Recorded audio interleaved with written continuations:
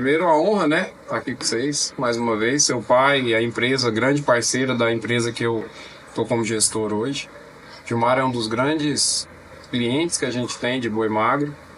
Meu nome é Thiago Amorim. Sou primeiramente técnico agrícola, depois fiz zootecnia pela Estadual de Goiás e me especializei em recursos humanos no agronegócio e pecuária de corte. Hoje eu sou diretor de pecuária do Grupo Agrogen, que trabalha no Tocantins com confinamento, recria, originação e gado de seleção genética, gado Nelore PO. A gente hoje está em 6º lugar no ranking nacional de abate, abatendo 130 mil bovinos ano, com um planejamento de orçamento de 5 anos de chegar a 160 mil bovinos ano. Então, esse ano de 25 a gente faz 130, 26, 144, e a expectativa é que até 2030 a gente esteja batendo 160 mil bovinos. É um modelo um pouco diferente, que é um modelo industrial, em que você embarca boi todo dia, de janeiro a janeiro. Então, todos os dias eu tenho embarque com a indústria. Então, é um modelo bem diferente do que a gente está acostumado. Antes de vir para a Agrogen, eu trabalhei muitos anos com a família Coalhato, cuidando das operações do estado de Goiás, uma parte com o seu Luizito Coalhato e uma parte com o Kiko Coalhato. Depois vim dar entrada no Tocantins, que me acolheu muito bem. Conheci muita, falo que na vida a gente também tem que conhecer gente boa, conheci muita gente boa aqui, não tá por estar gravando com vocês, mas eu acho que o Gilmar é uma referência para mim como pessoa, como empresário, como pai, como programa de sucessão. Eu falo muito de sucessão e eu acho que a sucessão mais bem feita que existe é a que o Gilmar fez, em vida e enquanto ele está com todo vapor.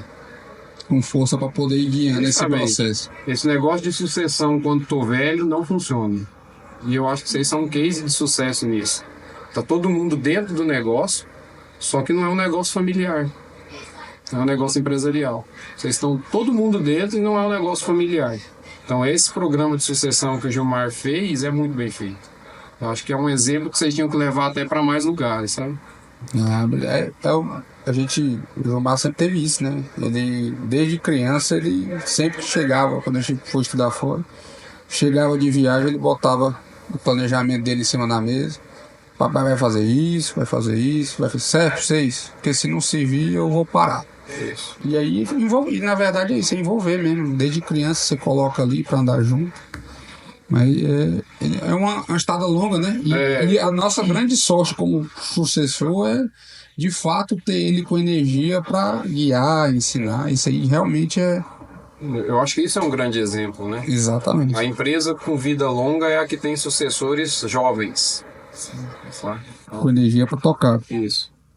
Aproveitando hoje na Lida Podcast que a gente está com o Thiago, que acho que o 6º maior abate do país, referência no estado, é nosso cliente de boi magro.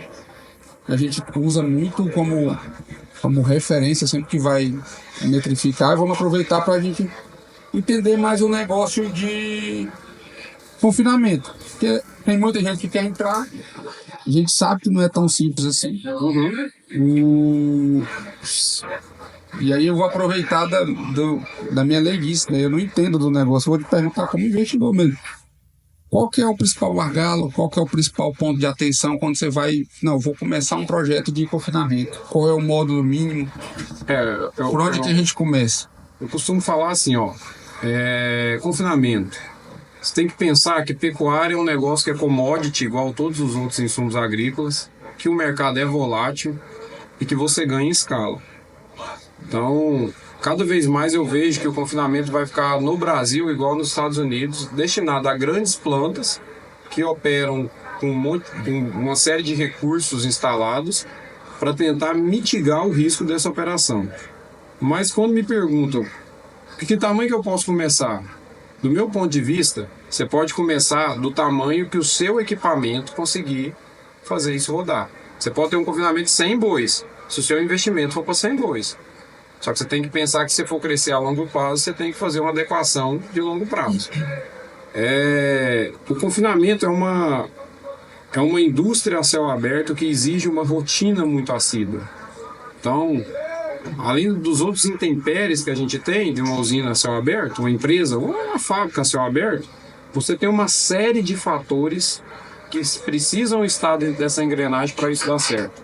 Eu posso ter a melhor dieta formulada. Se eu não tiver a melhor dieta comprada e a melhor dieta fornecida, não adiantou nada o que eu formulei e o que eu comprei.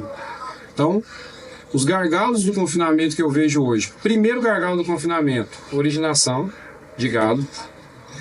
É muito diferente, igual vocês têm uma cadeia de expertise no frango, vocês são muito próximos do frango e do peixe. É um clone, né?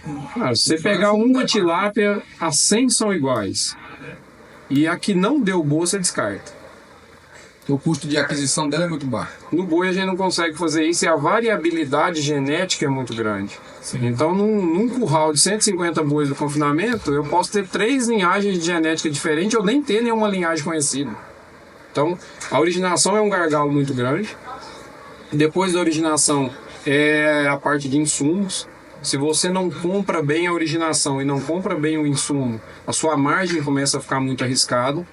Terceira é a parte de comercialização, que se você não tem nenhuma política de comercialização, se você não tem um contrato com a grande indústria, se você não tem ferramentas de proteção financeira dentro do seu negócio, vai dar merda. Porque o mercado é muito volátil e oscila. Deixa eu aproveitar o corte que você colocou nas ferramentas. Você executa todo tipo de ferramenta de proteção, todo tipo de ferramenta de rede. A gente tem uma política de rede instituída na empresa, onde o que a gente preconiza hoje? A gente está bem focado nesse modelo de proteger as arrobas de originação, as arrobas de compra. Então, se eu mato um boi de 22 arrobas em média, eu protejo as 13 que eu compro. Como que eu faço isso? Se eu estou saindo para originar o boi essa semana, a gente tem uma meta de originação de 3.000 cabeças semanais. Então são 12.000 cabeças mês que a gente origina. Confinamento. Qual que é o preço? O preço é a minha trava do boi que eu vou matar. Então vamos lá, como que está o São Paulo setembro? São Paulo setembro está tanto. Aí a gente tem uma avaliação de inteligência interna de saber se esse mercado tem uma tendência de alta, de baixa, e nunca a gente tenta acertar o da mosca. A gente tenta acertar o rumo. Só que a gente fala assim, tá, se o mercado tem uma tendência de baixa ainda para setembro, a gente entra no mercado de opção às vezes e faz uma put, defendendo o preço mínimo, porque a gente tem um estudo de base hoje em dia muito sólido do ponto de equilíbrio da arroba produzida. E a gente vai e trava aquelas 13 arrobas que a gente originou. Travei a arroba, eu solto meus compradores. Nós podemos pagar tanto. E aí a gente tem uma meta de compra. Eles estão livres para comprar, eles têm uma meta de compra. Legal. E dentro desse processo da originação, o que a gente fez vamos padronizar a compra. Hoje os 4 compradores são CLT, não são comissionados, não são terceiros, são funcionários da empresa. Tem o projeto de meta e bonificação desses compradores, o que melhorou muito a qualidade e principalmente a fidelização de clientes. E dentro dessas fidelizações tem um modelo da Agronorte, que eu acho que a pecuária do Brasil, mais uma vez elogiando o Serviço 6, tem que pensar muito nisso, que quando eu conversei a primeira vez com o Gilmar, ele falou assim para mim, eu não estou preocupado agora com o preço, eu estou preocupado em ter garantia de compra e escala. Então você fala assim para mim, o que você viu diferente nisso? Esse cara tem o número dele na mão. Sim. E aí com o Gilmar a gente tem um preço que, por coincidência, é uma trava de mercado futuro. É baseado no hedge. É baseado no hedge, que ele pode operar a mesa dele do jeito que ele quiser, porque ele sabe que ele vai receber o boi dele na data do embarque pelo preço São Paulo menos um deságio do Estado. Sim, sim. Então eu acho que o mercado tem que muito caminhar para essa profissionalização. A gente falando de mercado, igual você me perguntou, esses dias eu fui dar uma palestra, fiz uma analogia que é a seguinte: a agricultura evoluiu igual o smartphone, a pecuária está evoluindo igual a caneta esferográfica. Nós gastamos 50 anos para sair da pena com esferográfica. Se você for dar uma estudada nisso aí. E depois que virou esferográfica, ninguém inventou mais nada. Tá bem incomodado com isso aí. Ficou o básico. E já a agricultura não, a gente vê que é dinâmica e todo tempo está surgindo coisa nova, tecnologia nova. Na pecuária é uma dificuldade imensa de investir em tecnologia. Eu tenho um ponto que como a gente mexe praticamente com todas as categorias zootécnicas, igual você falou no frango, no peixe, a gente já está num estado da arte que você opera praticamente com um cone. Você tem exatamente o mesmo produto, o mesmo padrão de manejo. Você tem inovação, que você debate nesse ponto. Só que eu vejo demais na pecuária, que a pecuária tem cultura envolvida. Cultura e tem um tanto de paixão também. que eu acho que envolve um pouco do pecado da pecuária isso aí. Que a cara que você senta com 10 pecuaristas, você estava no leilão ali ontem, se você sentar na mesa daquela ali e levar qualquer assunto para discussão, dificilmente você vai ter um consenso. Para vocês que estão fazendo a escala de 130 mil, isso deve ser um pesadelo, né? Isso é um pesadelo. Eu costumo falar que é assim, a pecuária antigamente, se a gente for estudar uma pecuária, como ela começou no Brasil e deu uma profissionalizada, ela era muito boa no começo, porque ela era balizada na poupança num país que tinha uma inflação absurda e que aquilo ali era a sua poupança sem estar no banco. E o negócio era muito bom, porque a poupança dava um rio de dinheiro se você acertasse a mão na hora de comprar e vender. E você não tinha informação. Eu conseguia sair da minha casa e ir na sua casa e comprar um boi bem mais barato do que estava no mercado, porque você não tinha informação. Então, eu brinco assim, na vida, todo dia sai um bobo e um esperto de casa. A hora que eles encontram da negócio. Eu escuto muita história falar que quando surgiu o telefone, os compradores de gado enricaram. Porque os caras ligavam, o cara já dava uma margem de preço e quem estava na roça não tinha noção nenhuma do que estava acontecendo. Isso aconteceu mesmo, isso não é história. E agora não, agora você vai comprar o boi de qualquer um. É podcast, é televisão, é smartphone, você tem informação em tempo real, só não usa quem quer. Tem aplicativos, né? Isso. Então ela começou a ficar um negócio ruim, começou a ficar um negócio de risco. Começou a apertar a margem. A informação começou a chegar e a gente começou a fazer conta. Sim. E assim, você falou da paixão da pecuária. A pecuária, eu falo que além de paixão, ela é solidária demais, né? Sim. O cara às vezes tem uma fazenda de cria abandonada, mas que a cada 2 anos ele vai lá e vende 100 bezerros, faz uma continha, 100 bezerros a 2 mil conto, 200 mil reais. 200 mil real, ele tira lá 10 mil por mês para viver e tá bom. Vida que segue, sentado num papo. Só que ele esquece que ele tá sentado no milhão e não tem o tostão. Exatamente. Né? Vale grana pra caralho aquilo. E, Thiago, dentro dessa parte de originação, né, que você falou que é talvez um dos principais gargalos desse desafio de tentar fazer ali de 130 mil, abater 130 mil animais por ano. Vocês têm um padrão tem animais que a gente não utiliza, não compra nesse processo, um peso específico, ou vocês pegam um peso específico para esse processo, ou animais de recria de idade mama até 450 quilos? Não. A gente tem um estudo técnico que a gente vem fazendo, eu já fiz ele há mais tempo em outra operação, na AgroGen tem 3 anos de levantamento, que a gente pega o range de peso e compara com os outros números de eficiência dentro do confinamento. GMD, que é ganho médio diário, ganho de carcaça, rendimento, eficiência biológica, que é um número que a gente mais avalia hoje, quantidade de quilo de matéria seca ingerida por arroba produzida. E a gente começa a linkar range de peso com esses resultados. O melhor range de peso de entrada num boi confinado hoje, com a meta de abate que a gente tem, é de 12 a 14 arrobas, sendo que o mais próximo de 14 é melhor.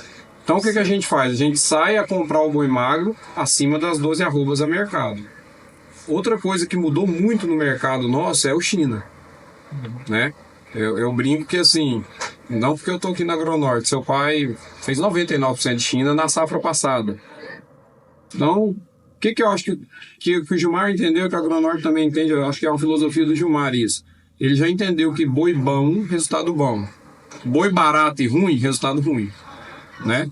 Então a gente tem preconizado muito range de peso de 13 a 14 arrobas e idade. Por conta da China, a gente perde muito dinheiro no nosso contrato, na nossa modalidade de contrato de abate com plena. Quando eu deixo de fazer China, eu perco muito dinheiro na mesa. Então a gente tem buscado clientes. Qual é a diferença de prêmio do boi da China e não China? Vamos lá, eu vou te falar geral. Eu vou te falar a minha modalidade. Eu tenho um range de modalidade hoje com plena de exclusividade de entrega, que a gente tem uma meta de entrega de 12 mil cabeças mês e que eu tenho que fazer 95% de China.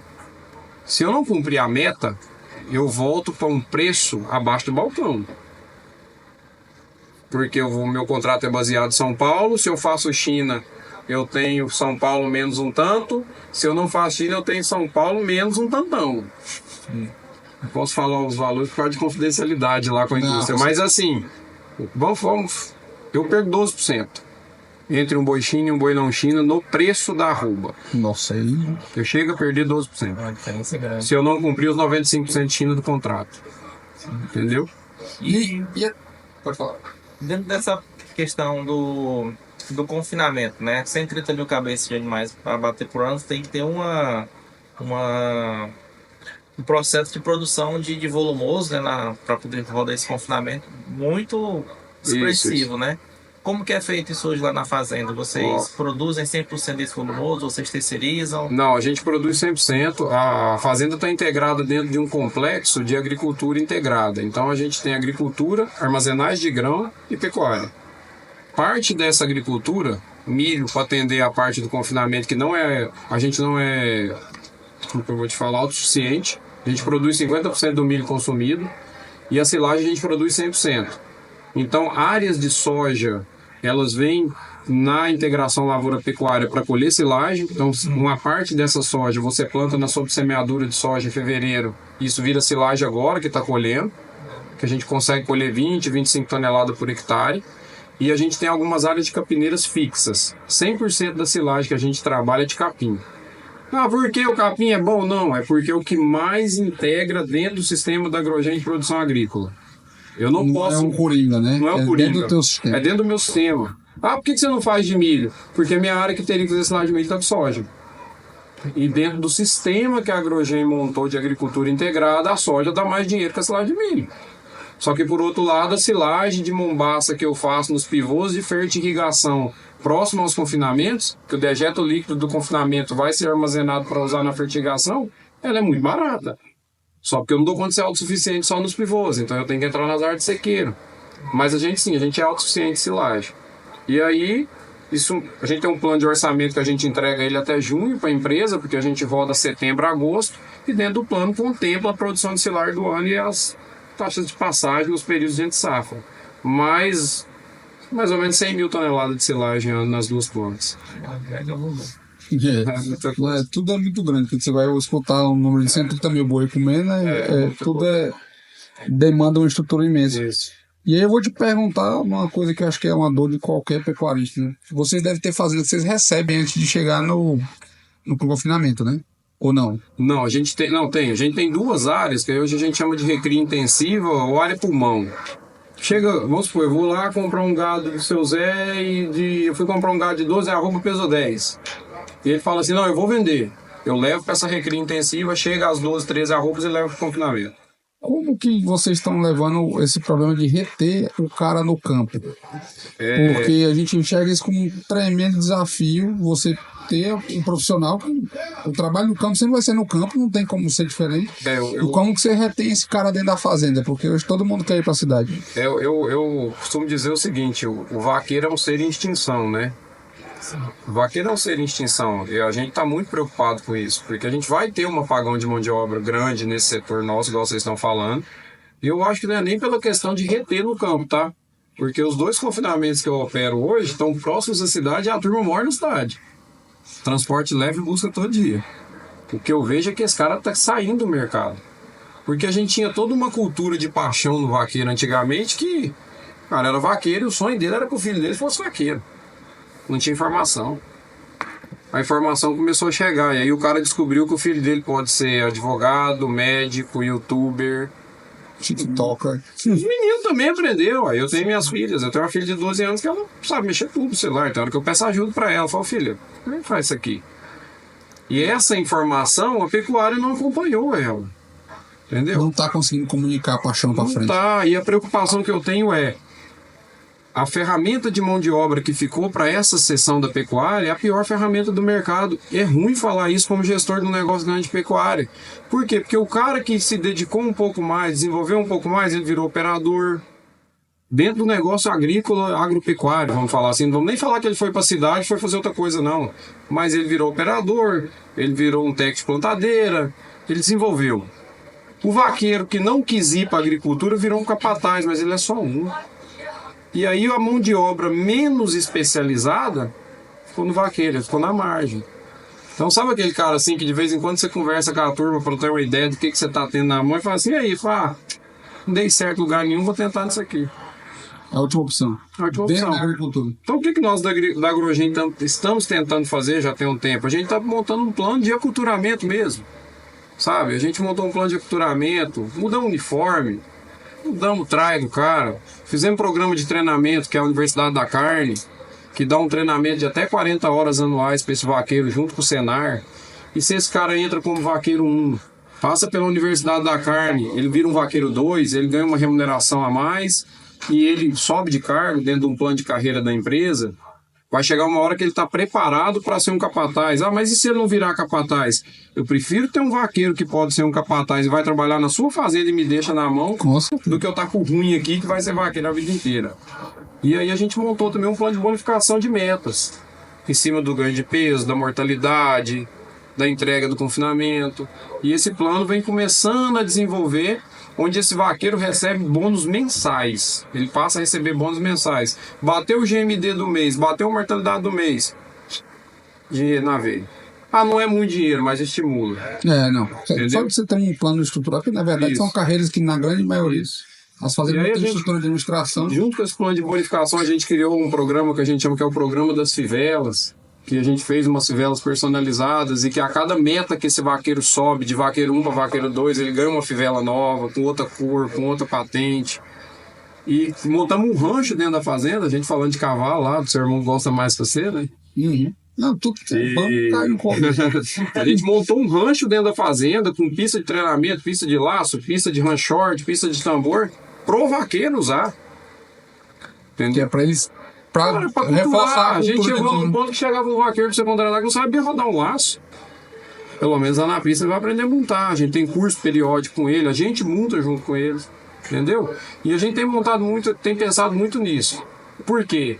Se eu for pensar em reter um vaqueiro com dinheiro, eu não dou como pagar. A operação não paga. Entendeu? Se for a única ferramenta, for a Eu remuneração, não vou dar conta de manter. Porque ninguém vai escalar, né? Então, assim, vamos aculturar isso, vamos fazer esse cara voltar a sentir o prazer que ele sentia pela profissão dele. E aí, isso tem dado muito resultado pra gente. A gente segurou bem o turnover, ainda tem turnover, tá? Mas a gente tem notado o seguinte, o meu turnover hoje é mais de cara bom que sai pra outra operação do que cara ruim que ficou comigo. Saiu porque você teve que tirar. Isso, eu não tive que tirar, o cara pediu pra sair. É ruim, é horrível. Mas eu prefiro ainda ter o cara bom pedindo pra sair do que o ruim querendo ficar. Ah, mas isso aí é uma satisfação quando você tem essa referência que a empresa virou escola, que todo mundo sabe que o cartão dele vira currículo. Isso, e assim, investimos em tropa, investimos em traia. Ah, mas você tá gastando dinheiro com cavalo? Tô gastando dinheiro com cavalo. Os caras montam um cavalo todo dia. No cavalo capenga. Nossa, a vida é curta demais pra andar em cavalo ruim, né? O que se fala. Então, assim. Aí você gasta uma fortuna com a agricultura, compra moto, quadriciclo, não sei o quê. Não pode comprar um cavalo de 10 mil pro vaqueiro andar, é caro o cavalo de 10 mil. Não pode ferrar um cavalo pro cara ter um cavalo que não vai escorregar, que vai manter uma vida longa. A gente tem feito isso também, sabe? Lógico que dentro do plano orçamentário, a gente destina uma parte para isso, pensando já em ter na lucratividade do negócio. Virar investimento. né? Vira investimento. Sim, sim. Só de você reduzir o turnover, o tempo que você leva para. É o grande demanda. Às vezes você tem condição, tem escala, tem negócio, mas aí na hora da pecinha que faz a coisa andar, aí você O que não a gente tem. está pensando é isso. A gente tem que ter algum atrativo para não chegar no nível que chegou os Estados Unidos hoje, que você não tem mais o latino nem o mexicano e está faltando mão de obra no campo. Sim. E é muito difícil na nossa parte de pecuária automatizar a mão de obra. Sim. Cara, eu sou o cara menos resistente à tecnologia que vocês imaginarem. Mas não tem como eu pôr um vaqueiro para tocar boi de moto, de quadriciclo e de drone.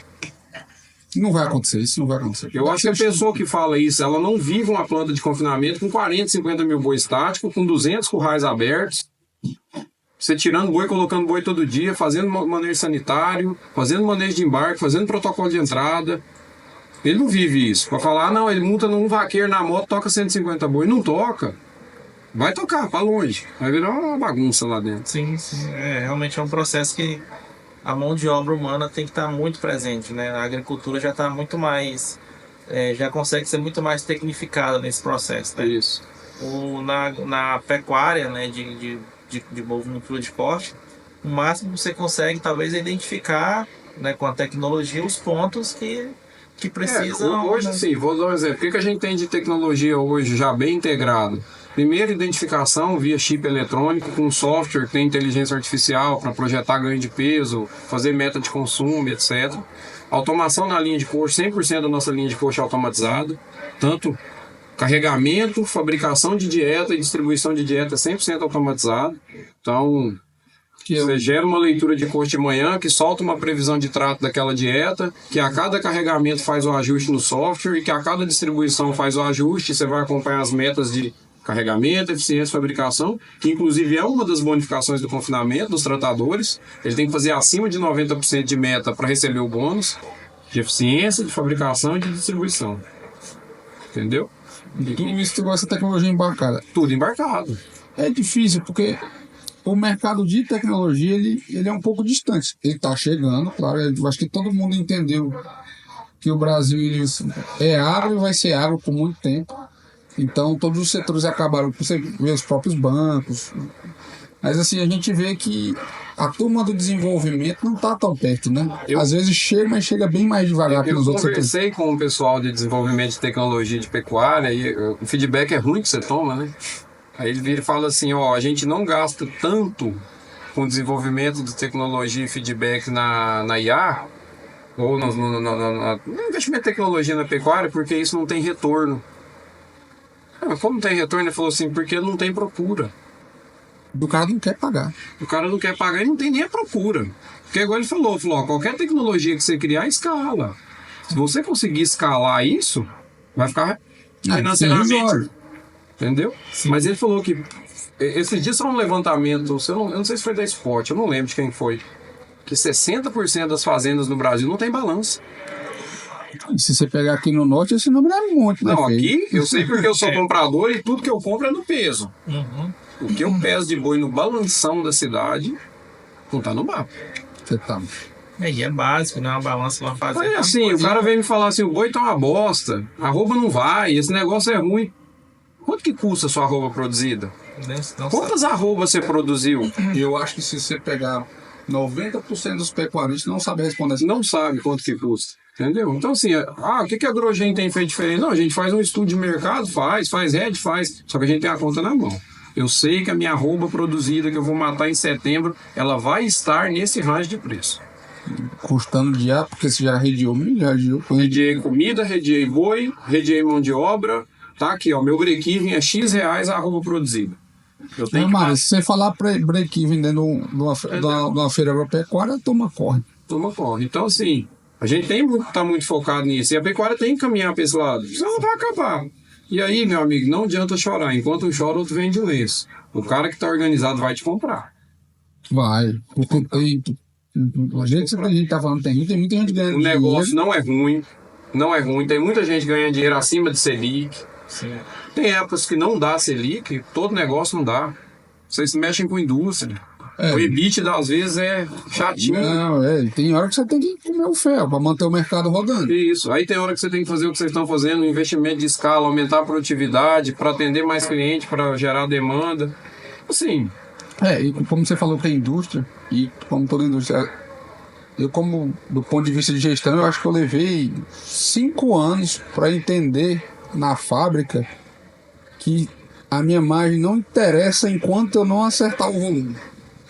Enquanto eu não tiver aquele volume que quebra a barreira da produção, que começa a pagar a conta, não adianta eu achar que eu vou botar 100 reais. Aí é aquela hora que você tem que... Não, então abre o preço, baixa, roda, faz volume, encaixa, aí, por incrível que pareça, você tira o preço, ganha em escala e de repente a margem aparece.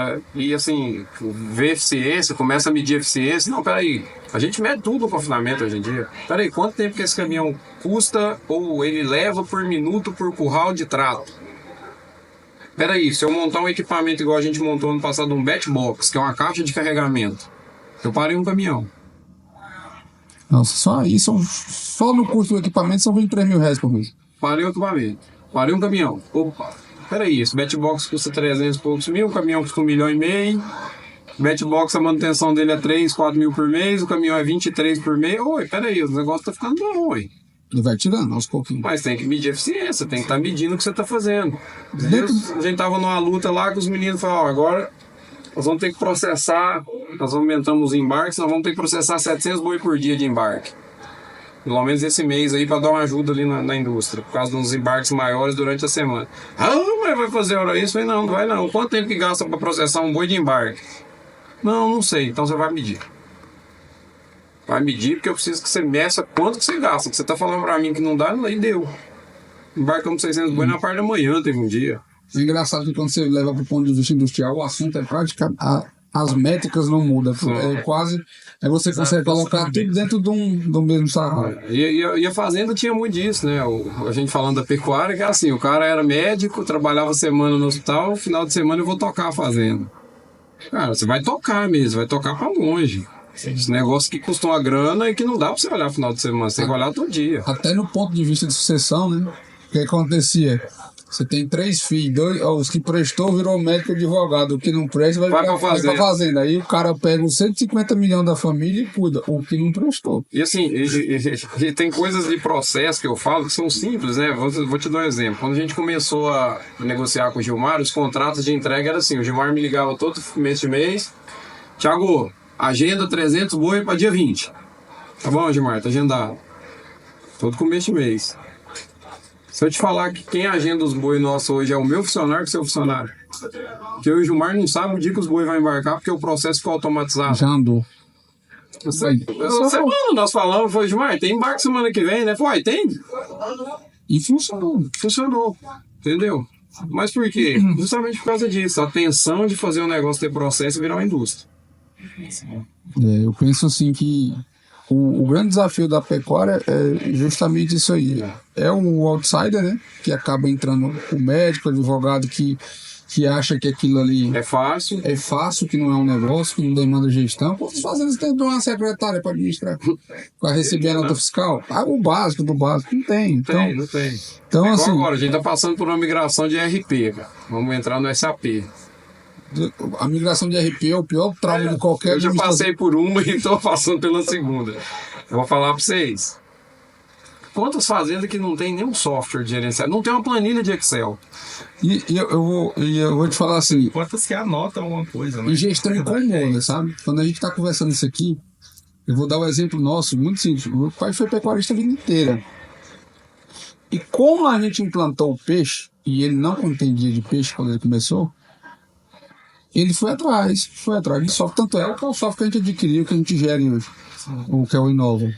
Aí ele foi atrás de um software, botou um cara técnico, um credencial, um zootecnista para gerir a fazenda, para cuidar da parte administrativa, de ver se estava. E no boi ele não tinha. E aquele ali com 1 ano, 2 anos, ele começou a incomodar ele de uma forma, porque no peixe ele sabia o tanto que ele ia matar, que dia que ele ia matar e quanto que ele tinha gastado por quilo. E era 70 hectares. E ele tinha 10 mil hectares de pecuária que ele não sabia de nada. E aquele verme ficava na cabeça dele, brigava. Eu falei, não, senhor. Aí de fato ele fez, você falou, sentou, procurou um software, acho que até o mesmo. A gente procurou quem usa, quem não usa. Aí, mas é porque a gestão começou a incomodar, porque até para ele, que geria tudo na ponta da caneta, aquilo ali era uma atividade praticamente no final de semana. Eu falo, né, a pecuária foi ficando no final de semana. Agora você pega o patrimônio de 10 mil hectares. Faz uma conta. Conta pouco. Aí você larga lá pra olhar no final de semana. Aí você passa o dia todo vigiando uma franquia que custou 250 mil. E fala que o negócio é ruim. E fala que o negócio. Aí vai reclamar do setor. Eu acho que é isso. Foi demais o bate-papo. Muito obrigado. Eu acho que se fosse falar, nós tínhamos uma semana toda de podcast. Vamos fazer isso mais, é bom esses bate-papos. É bom até pra gente. Muito bom. E se eu posso dar uma opinião, bicho, começa a falar mais da sucessão de vocês. Eu acho que é um tema que todo mundo pergunta. Tem muita gente que precisa de ver modelo de sucessão funcionando igual de vocês. Não, eu vou seguir o conselho e a gente faz isso. A sucessão, para mim, é a maior prova que uma empresa vai ser longeva e não vai ter fim. Entendeu? Cuidar disso. Thiago, beleza. Obrigado. Obrigadão, gente. Pois, Thiagão. Prazerão. Vai lá depois fazer a nota pra nós.